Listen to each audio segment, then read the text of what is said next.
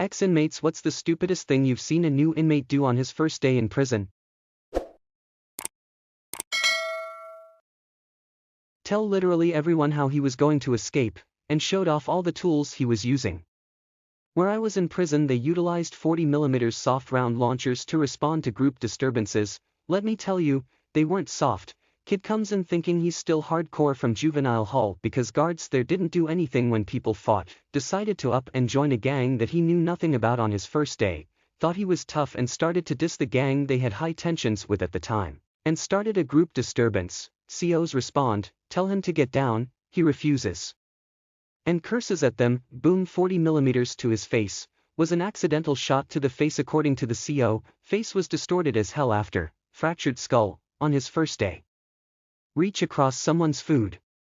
Call his grandma and just cuss her out and talk her like dog shit because she didn't want to put her house up for collateral to bail him out. So my dad's currently convicted, and the craziest story he's told me is one of the newer inmates was young and arrogant, always spouting off bullshit about how unaccountable he was. Then one day, another inmate packed up his items, went into the younger inmate's cell and tried to strangle him. The younger inmate was that fucking annoying. He survived. The attempted murderer is in max, and when the younger inmate came back from the hospital he was still spouting bullshit. Worked as a corrections officer, guy got busted for sexual assault of a minor, figured everyone else in the tank was on similar charges so began talking openly about it feeling he was safe. We had to subdue 5 guys who jumped him in the rec yard. Guy was sent to the hospital as he was fairly unresponsive, he was sent to protective custody after that. Skinny kid, hippie type got busted with some weed. Someone else on the range was getting beat up for something or other and the kid tried to intervene, just said hey, leave him alone. Got beat to within an inch of his life in the shower. Pro tip, in jail, mind your own business. Went in when I was a young idiot. Our pod was all bunk beds, no cells, just the room with beds, and a side room with the TV. It was a unit for all the people working the same job.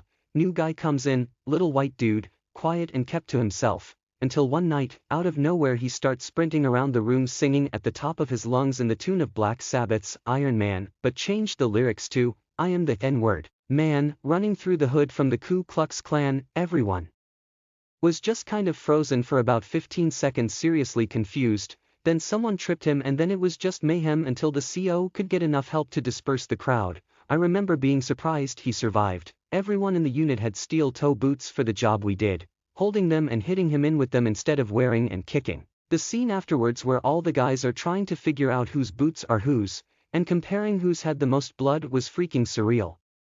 Kid came in and, I assume he has watched a lot of movies cause he figured he'd fight the biggest guy on the range, lol, he wasn't even the toughest guy in the hospital he woke up in.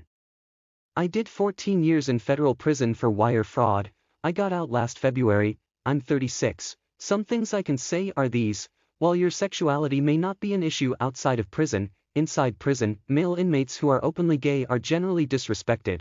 Gambling and drugs create debts that are at some point unable to be paid and can result in serious issues for yourself. Most prisons operate a social hierarchy based on gang affiliations or hometowns, although there can be large separations based on race. However, rapists and child molesters will basically be free game for anyone who wants to take their shit or torment them. You might have been a badass outside of prison, but generally you can't fight several people at once, which is what would happen if you talk about how much of a badass you are. Keep your shit to yourself and don't talk crazy to people, which is seen as disrespect.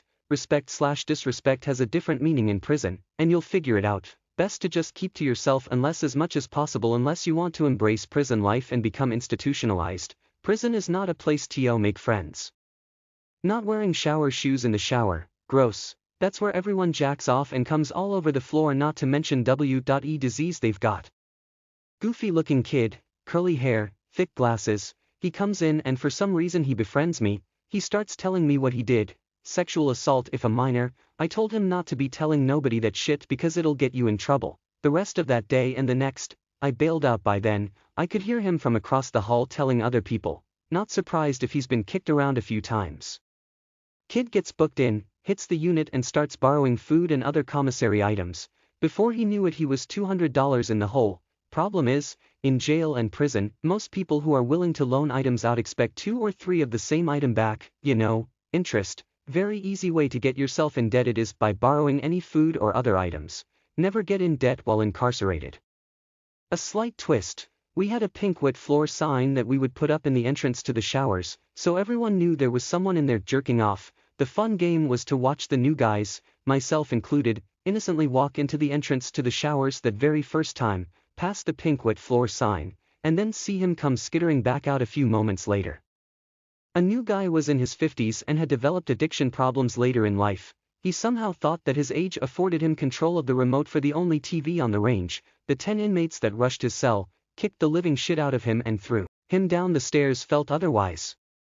There was an old myth that if you challenged the meanest guy in your block to a fight everyone else would leave you alone. It's true, no one will torment you if you are dead.